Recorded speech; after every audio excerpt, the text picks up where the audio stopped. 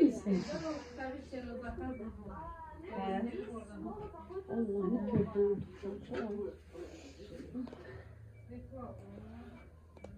Demedin o günleri. Geçen gün ondan güçlerine koy açılsın.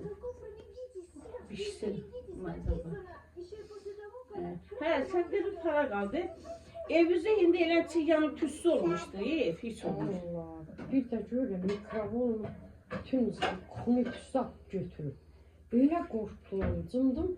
Mikrofon işleyir, öz-özünə keçmir. Sonra keçməli daxil. İçindən yağ o çıxır. Ben hepsi yandım, işləyir. Dedim, acından gördüm əsrə. Marazilikdə şey var yani. O vaxtda mantıq alır. Dedim, pişirdim, gördüm yok, yaxşı pişirmiş. Təzdən dedim, koy burada biraz da pişir.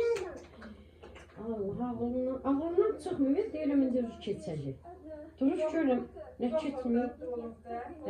Çok soğukta koymuştum. İyi, 2 gündür iyiden boğulup verir. Yazık fikir. Yağın tersine fırlamışam, çok bolda koymuş. Ağlım ha kalmıyor. Yalnız daralkazda tulladım. Sanmıyorum. Kavarıskada yanında tulladım. 2 gün bakıyla gelmiş.